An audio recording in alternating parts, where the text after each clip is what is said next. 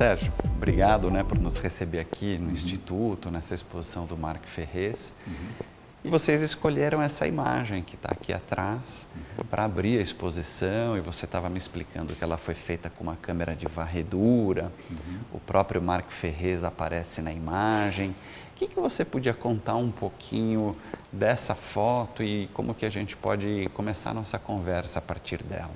Olha, essa imagem, ela tem várias características. Por um lado, ela fala da paisagem, né?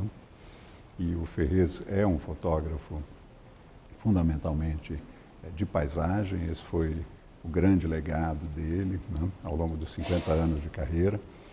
E ela fala do Rio de Janeiro, que é a sua cidade natal, que é onde ele realizou metade da sua obra, né? Mas ela fala também de fronteiras da linguagem, de fronteiras da tecnologia. E Ferrez foi seguramente, quer dizer, um dos fotógrafos que ao longo do século XIX mais trabalhou nessas áreas limites em relação aos processos de construção da imagem, né? E, portanto, essa imagem ela foi realizada em 1878. Ele, nesse ano, viaja à França e compra uma câmera panorâmica de varredura, chamada câmera Brandon, que é o nome do engenheiro inglês que a desenvolveu. E ela é uma câmera que trabalha com a imagem, trabalha posicionada num tripé com um mecanismo de relógio, né? Ela cobre ângulos de 120 a 190 graus e o processo é um processo onde você está expondo apenas um trecho de 2 a 3 centímetros de imagem no negativo, e a câmera, ao girar, ela também traciona o negativo. Então, é um registro em movimento, quer dizer, o negativo está se deslocando, né? E, portanto, ao longo de cerca de 10 minutos, o tempo é um pouco variável, dependendo das condições de luz e de abertura do diafragma, mas você tem tempos alongados de exposição, que são os tempos em que a câmera realiza esse giro de até 190 graus e o negativo se desloca, né, no sentido inverso ao do giro da câmera. Portanto, o que a gente vê nessa imagem é uma imagem que inclui a paisagem do Rio de Janeiro, feita a partir de Santa Teresa, com a entrada da Barra, o Pão de Açúcar, né, o Morro Cara de Cão, a Fortaleza de São João, quer dizer, início da ocupação portuguesa da cidade, e Ferrez, que se autorretrata no primeiro plano, junto com outro personagem, possivelmente o fotógrafo Alberto Henschel. Eles dão a volta por trás da câmera, conforme a câmera inicia seu giro, e se reposicionam novamente no primeiro plano, né? E dessa maneira constroem também, ao mesmo tempo, nessa imagem, algo que é um estranhamento, algo que é uma novidade tecnológica que é construída para ser apresentada para seus pares, né? Para aqueles que estão também no meio, né? Porque ela inclui, né, quer dizer, essa representação simultânea do mesmo personagem no primeiro plano, com uma qualidade excepcional, que não é uma qualidade de colagem, né, de uma forma mais artesanal. O negativo dessa imagem está presente no acervo do Ferrez, e ele é um negativo absolutamente perfeito em todos os seus planos, porque ele é estruturado por esse novo processo, quer dizer, novo no sentido, experimentos foram feitos ao longo da fotografia, mas nesse momento uma técnica bastante desenvolvida, e que Ferrez, inclusive, passa 3 anos trabalhando essa câmera para que ela possa realizar negativos ainda de maior formato, quer dizer, negativos que vão a 44 por 1,10 m, né? Pesando cada um 8 quilos. Então, é um momento importante da carreira dele.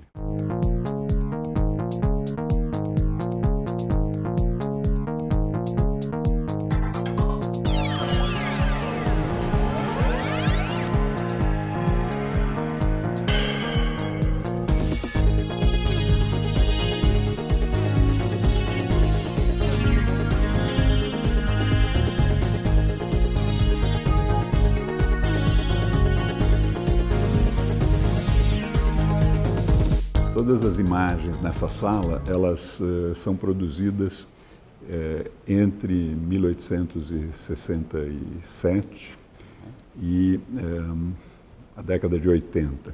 O negativo é um negativo em vidro, no processo de colódio, na sua maioria, que é um processo que pressupunha, primeiro, um grande domínio do fazer por parte do fotógrafo, porque as câmeras são de grande formato, né?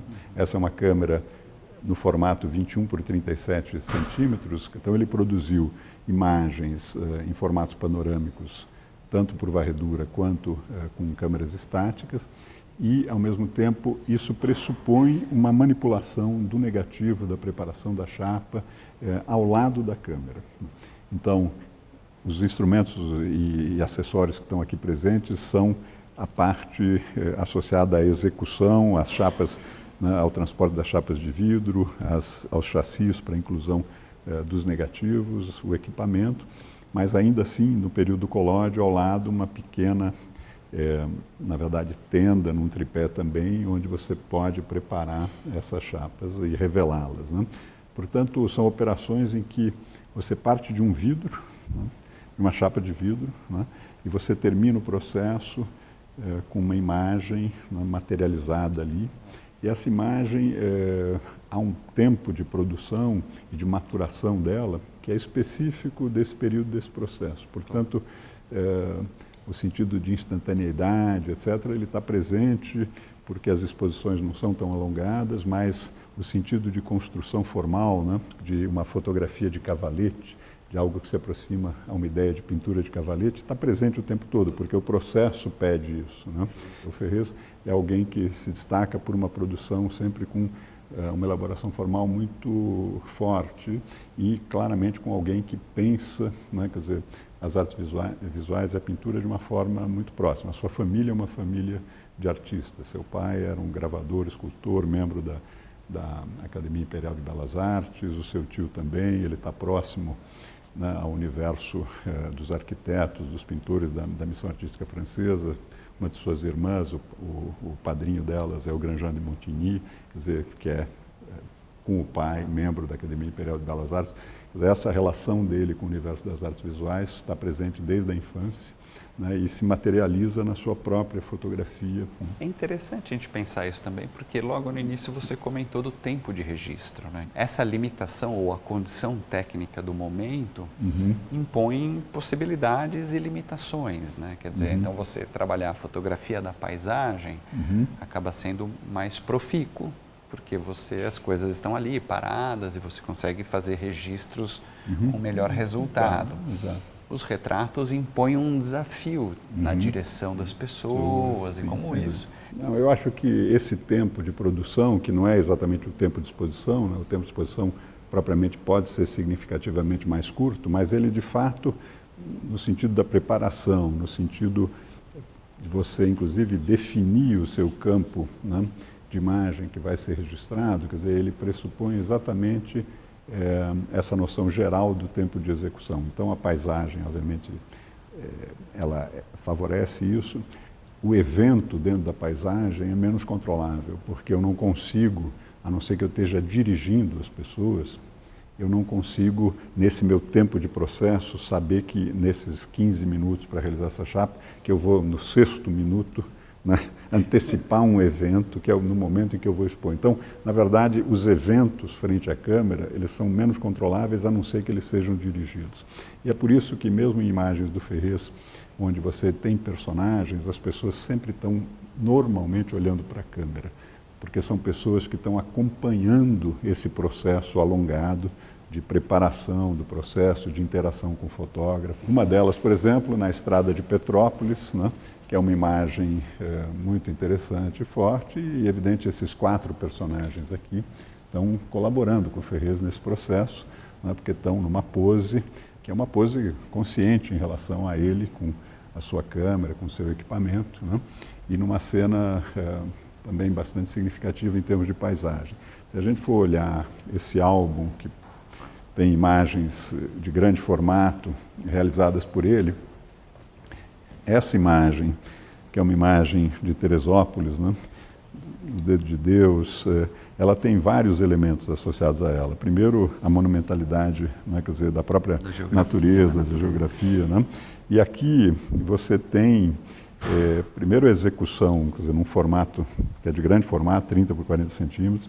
Você tem uma relação de construção no 19, que é um desafio, que são os céus e as nuvens, né, aqui trabalhados de uma maneira excepcional, mas mais do que isso, você tem a autorreferência, porque, de novo, ele sai para esse tipo de processo de trabalho com mais de um equipamento. né? E aqui ele se inclui na cena, fotografando de novo, né, a mesma paisagem, criando o referente do fotógrafo com seu equipamento, fotografando a mesma cena.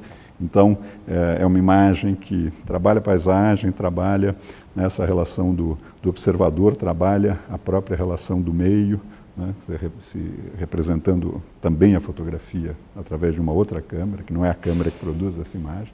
Mas são aspectos, quer dizer, que de uma construção, né, que tem um tempo, que é esse tempo que nós estamos falando, né, mas que com isso se aproxima um pouco da noção dos cânones da pintura, no sentido, né, quer dizer, de uma certa construção da imagem.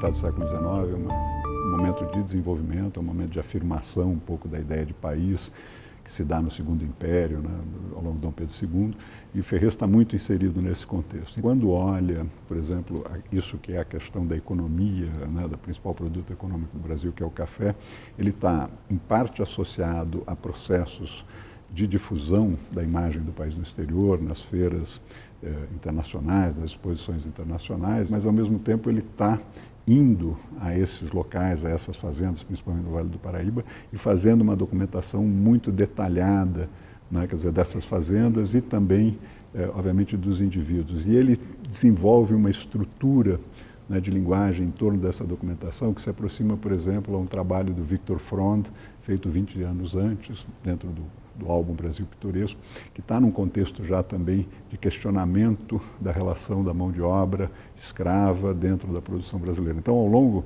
da segunda metade do século XIX, essa questão foi uma questão permanente associada à imigração europeia, à substituição da mão de obra, à questão da abolição. O Ferrez não tem uma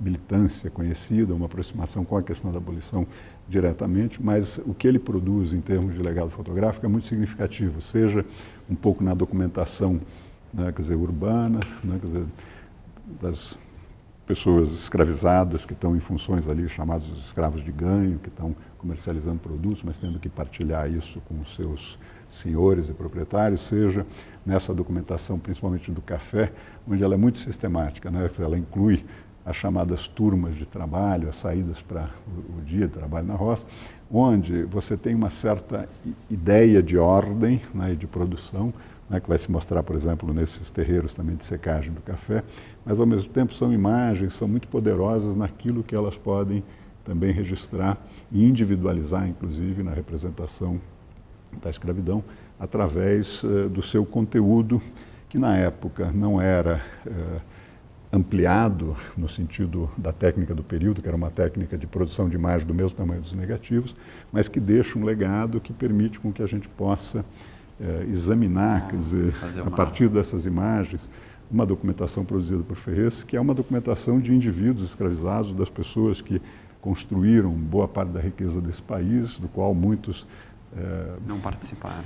Não participaram e, na verdade, são os ascendentes de uma parte significativa da população brasileira e que essas fotografias permitem com que a gente olhe, na verdade, essa condição específica, né, dessa produção, muito na materialidade, no sentido, quer dizer, tanto das expressões, né, dos indivíduos, quanto das suas condições precaríssimas de trabalho. Se você observa a quantidade de crianças de colo que saem, né, com os pais, com as mães, os pais e tal, para a lavoura propriamente, você percebe claramente o que é essa estrutura precária, né, de produção. E várias pessoas olham essas imagens e falam, não, isso lembra, em grande parte também, a minha avó em Minas, etc., porque as condições da escravidão também perduraram. Quer dizer, olhar uma imagem fotográfica da escravidão permite você rapidamente fazer um confronto com a tua experiência mais contemporânea sobre a realidade, a materialidade do mundo.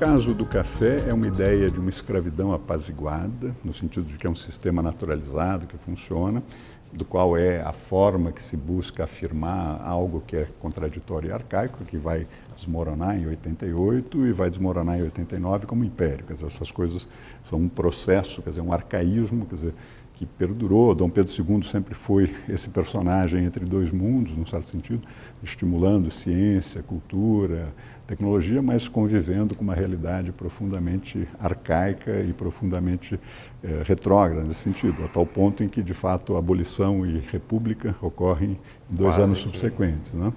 Agora, essa relação ela está muito expressa no trabalho do Ferrez, no sentido de que ele, ao mesmo tempo que documenta, por exemplo, né, quer dizer, Curitiba-Paranaguá, que são as obras de engenharia talvez mais arrojadas do século XIX, que ele faz, né, um trabalho monumental. Então, as várias ferrovias que ele documenta é algo de efetiva modernização, entrada de capital estrangeiro, enfim, são elementos da história econômica do país e uma representação de uma certa modernização no campo da economia e da agricultura do café.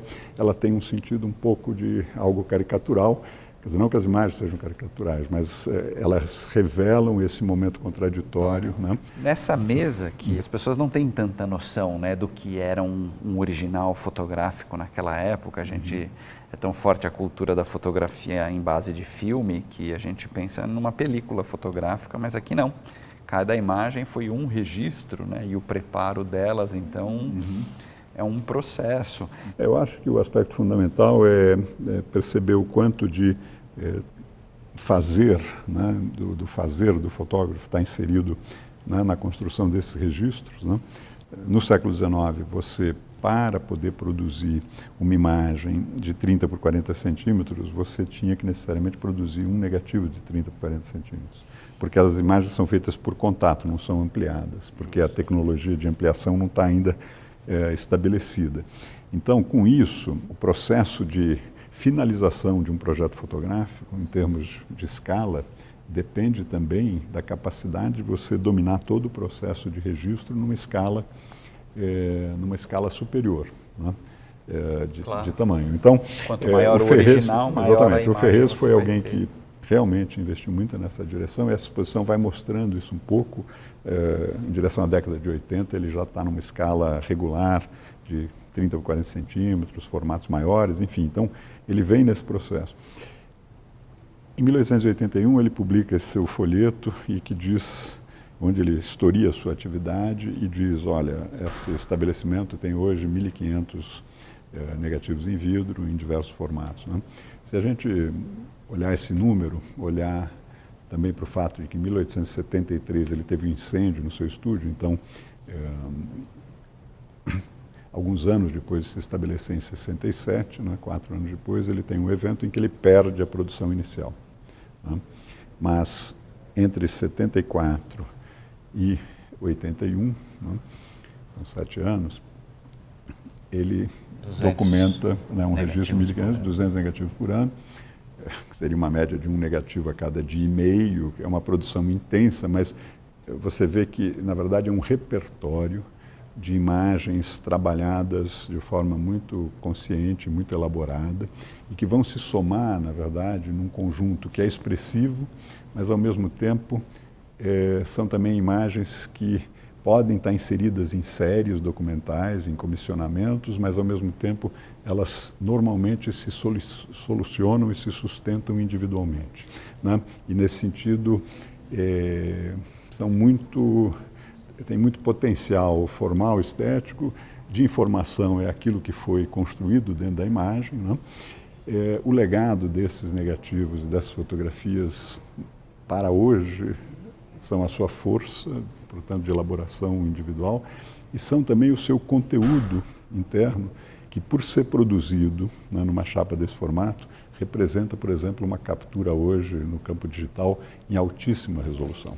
Essas são imagens que, digitalizadas hoje, permitem com que você examine detalhes, né, aqui, né, registrados, que são muito informativos. Estão representados nesse painel e, por exemplo, nessa que é uma imagem da construção da Estrada de Ferro Teresa Cristina, em Santa Catarina, ela é uma estrada que inclui, né, os trabalhadores, os engenheiros, e inclui também um trabalhador vestindo um escafandro, que é o trabalhador que faz nessa ponte que atravessa, né, essa área de lagoa, né, as fundações, né, quer dizer, com uma tecnologia de escafandro, que é uma tecnologia do século XIX, mas que são uma das poucas imagens e registros onde você identifica um trabalho com escafandro no século XIX e que está numa imagem que ele constrói como monumentalidade, quer dizer, usa inclusive aqui a câmera de varredura, é uma imagem muito poderosa, mas que ainda permite esse grau de detalhe. Né? Exatamente.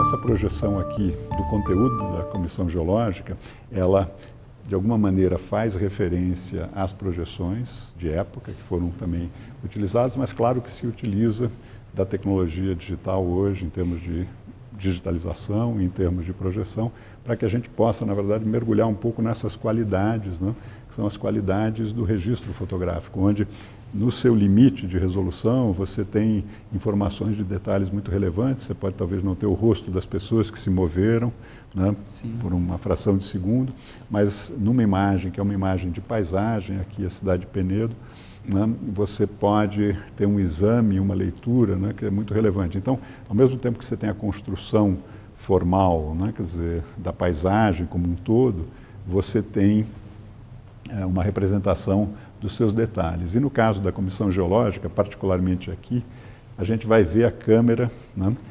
estereoscópica que o Ferrez usava e a gente vai ver a sua tenda de revelação nessa imagem. Então é uma imagem que está também documentando o próprio processo de trabalho. Né? O Ferrez, portanto, nesse registro, quer dizer, tem várias camadas de leitura, tem várias regiões ali do São Francisco são fotografadas pela primeira vez, né? E ao mesmo tempo você tem também esse mundo de informações específicas. Quer dizer, os acervos fotográficos hoje, com a capacidade, né, de digitalização em alta resolução, eles são um potencial de informação muito grande. Então, ao mesmo tempo que a gente não produziu muito naquele período, elas foram produzidas num nível de qualidade que permitem com que você tenha imagens dentro da imagem, porque você pode, né, se apropriar de detalhes que seriam quase como aproximações que um fotógrafo faria numa documentação de um maior número de imagens do século XX, mas usando, na verdade, recursos com uma resolução muito boa também, mas um pouco inferior a essa. Enfim, então o potencial de informação é muito grande desses acervos, né? E de leituras, quer dizer, na verdade essas são imagens que permitem leituras múltiplas, né? Do ponto de vista do urbanismo, do ponto de vista da sociedade, da história, etc. Né?